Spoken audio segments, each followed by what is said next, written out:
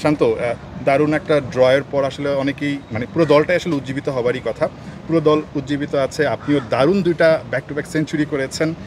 শ্রীলঙ্কা এর আগে আমরা কখনো আসলে টেস্ট সিরিজ জিতিনি, এখানকার রেকর্ড আবার ভালো না, অনেকগুলো ইকুয়েশন আছে। সো সব কিছু মিলে আসলে মানে ঠিক এই ম্যাচটার আগে আপনাদের প্রিপারেশনটা কেমন এবং টার্গেটটা কি? একটু লম্বা করে বলতে চাই, আপনি যেটা বললেন যে দারুণ একটা টেস্ট ড্র, হয়তো অনেকের কাছে দারুণ মনে হচ্ছে না।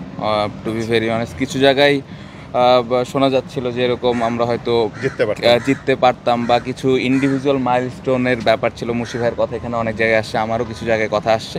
বাট আমার মনে হয় যে উইকেটটা যেরকম ছিল, এই উইকেটে আমার মনে হয় না যে আসলে 50 ওভারের মধ্যে অল আউট করাটা সম্ভব হতো, বিকজ অফ আমাদের দেখেন মিরাজ খেলতে পারে না, আমাদের একটা এক্সপিরিয়েন্স বলারও খেলতে পারে না। সো স্বাভাবিকভাবে একটু ইনএক্সপিরিয়েন্স বোলিং অ্যাটাক ছিল।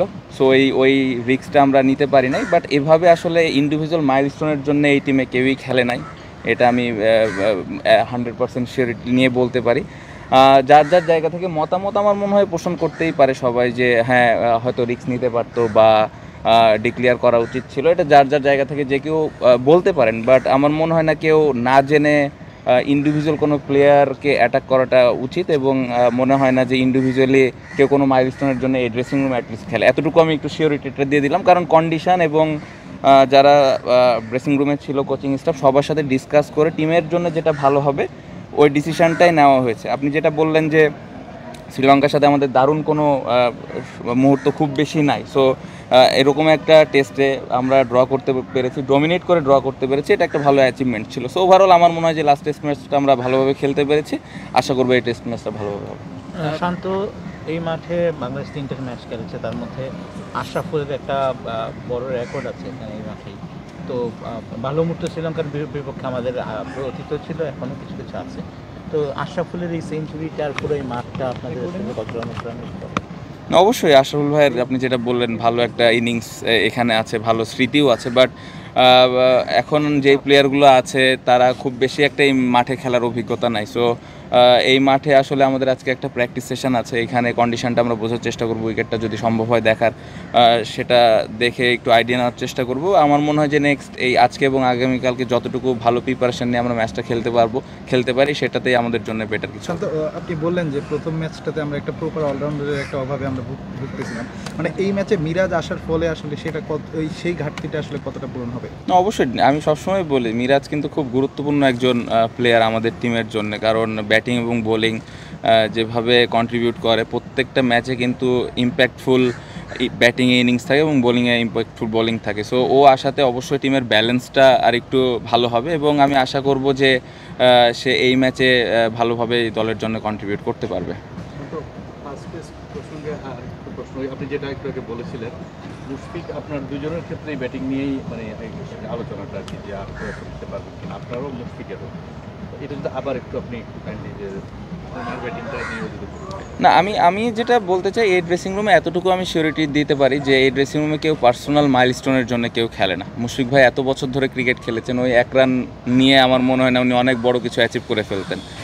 উনি আমাদের টিমের জন্য কত কিছু করেছেন এটা আমরা সবাই জানি। সো আমরা যে ডিসিশনটা নিয়েছিলাম বৃষ্টির কারণে ওই প্ল্যানটা আমরা এক্সিকিউট করতে পারিনি অনেস্টলি। আর উইকেটটা খুব বেশি একটা পরিবর্তন হয়েছিল না, ডে 5-এ গল যেরকম আমরা সবসময় চিন্তা করি। সো ওই কারণে আমরা কিন্তু ওইভাবে ওই সময় ডিক্লেয়ারটা করতে পারি নাই। এবং পাশাপাশি আমি যেটা একটু আগেও বললাম যে বোলিং অ্যাটাকটা একটু ইনএক্সপিরিয়েন্স ছিল, আমার হাতে যদি তাসকিন বা মিরাজ থাকতো তাহলে হয়তো ডিফারেন্ট একটা কম্বিনেশন হতো। বাট যেই বোলারগুলো খেলেছে তারা দারুণ বল করেছে, শুধুমাত্র কন্ডিশনের কারণে আমরা ওই রিস্কটা নিতে পারি না। বাট বৃষ্টি যদি না হতো হয়তো আমরা ডিফারেন্ট প্ল্যানে যেতাম।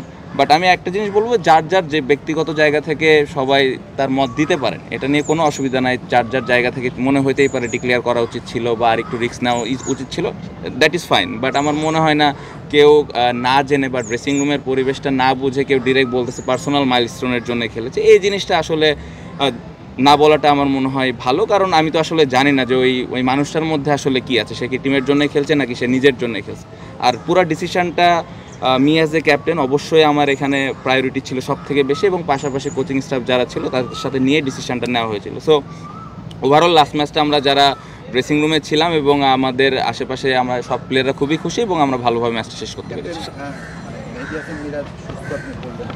কোহলি ফিট হওয়াতে কি বোলিং অপশন দল ডিসিশন কম্পেয়ার করলে বাড়ছে কি?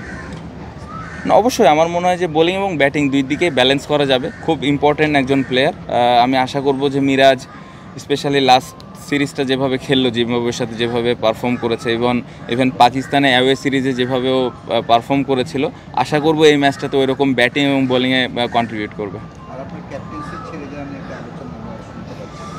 আলোচনা তো এই টেস্টের আগে থেকেই হচ্ছে, আলোচনা হতে থাক। আমি এই বিষয়ে এই মুহূর্তে কোনো কমেন্ট করতে চাই না, কারণ 2 দিন পরে টেস্ট ম্যাচটা ভালোভাবে খেলতে চাই, টেস্ট ম্যাচটাতে ভালোভাবে কন্ট্রিবিউট করতে চাই অ্যাজ এ ক্যাপ্টেন হিসেবে, অ্যাজ এ ব্যাটার হিসেবে। বাট এই মুহূর্তে আলোচনার জায়গায় থাকে। কিন্তু শান্ত, এর আগে অতীতে আমরা দেখেছি যে মাহমুদুল্লাহ রিয়াদ একটা দারুণ সেঞ্চুরি করার পর জিম্বাবুয়েতে অবসর হয়ে গেছেন। তো এরকম দেখি অনেকে আসলে ভালো ইনিংস খেলার পর, মানে আপনি কি এরকম চাইবেন ব্যাক টু ব্যাক 2টা সেঞ্চুরি করলেন, তারপর এখানেও হয়তো একটা ভালো কিছু করে তারপর এরকম একটা ইঙ্গিত আমরা কি পাচ্ছি কিনা কোনো কারণে? না, সব থেকে ভালো মুহূর্ত তো লাস্ট টেস্টে ছিল ব্যাক টু ব্যাক 100 ক্যাপ্টেন হিসেবে, তো তখনই বলে দিতে পারতাম। না, এই মুহূর্তে এরকম কোনো কিছু প্ল্যান নেই। ভালো খেলে ছেড়ে দিতে হবে যে মানুষকে দেখাইতে হবে এরকমও না, আবার খারাপ খেললে করা যাবে না এরকমও না। জিনিসটা হচ্ছে যেটা টিমের জন্য বেটার হবে এবং টিমের ভালো কিছু হবে ওই জিনিসটাই করা হবে। বাট এই মুহূর্তে আসলে এটা নিয়ে খুব বেশি কথা না বলাটাই ভালো। সবার কাছে একটা রিকোয়েস্ট থাকলো, এটা নিয়ে খুব বেশি মাতামাতি বা সমালোচনা দরকার নেই, কারণ খুব ইম্পর্ট্যান্ট একটা টেস্ট ম্যাচ। আমি আশা করব সবাই এই টেস্ট ম্যাচটা আমরা কীভাবে ভালো খেলতে পারি এটা নিয়ে যেন চিন্তা করি। ক্যাপ্টেন, একটা মানে আপনার প্রশ্নটা ধরে বলতে চাচ্ছি, আপনি বললেন যে এই কথাটা নিয়ে বেশি মাতামাতি না করতে। এখন এইরকম একটা সিচুয়েশনে 2 দিন পর টেস্ট ম্যাচ শুরু, এই সময় যখন এরকম একটা নিউজ আসে বা কয়েকদিন ধরে আসছে এটা, তো তখন এটা টিমকে মোরালি কতটা ডাউন করে দেয়? টেস্ট ম্যাচ শুরু 2 দিনের মধ্যে, তখন ক্যাপ্টেন থাকবে কি থাকবে এরকম একটা আলোচনা যখন টিমের মধ্যেও থাকে। ডিফিকাল্ট, এটা আসলে এরকম হওয়া উচিত না। অনেস্টলি এই ধরনের আলোচনাই হওয়া উচিত না। ইভেন শুধু টেস্ট ম্যাচের সময় না, কোনো ফরম্যাটের সময় এটা হওয়া উচিত না। ইভেন আমি বলবো যে এই ধরনের আলোচনা অ্যাটলিস্ট 7-8 দিন আগে থেকে না হওয়া ভালো, বা তারও আগে, যত আগেই কমপ্লিট হয়ে যাবে ততই ভালো। বাট প্রফেশনাল ক্রিকেটার আমরা সবাই, যার জায়গা থেকে আসলে চেষ্টা করবে সবাই ওই জায়গাটাতে কীভাবে কন্ট্রিবিউট করতে পারে, রাদার দেন এই বাইরে কি আলোচনা হচ্ছে। আপনি বললেন যে আলোচনা না হওয়া ভালো, বা ক্যাপ্টেনকে না জানিয়ে তাকে ক্যাপ্টেন্সি করে দেওয়াটা ভালো। No comments. কিন্তু ওয়ানডে দল ঘোষণা হয়েছে, দলটা দেখা হয়েছে কিনা?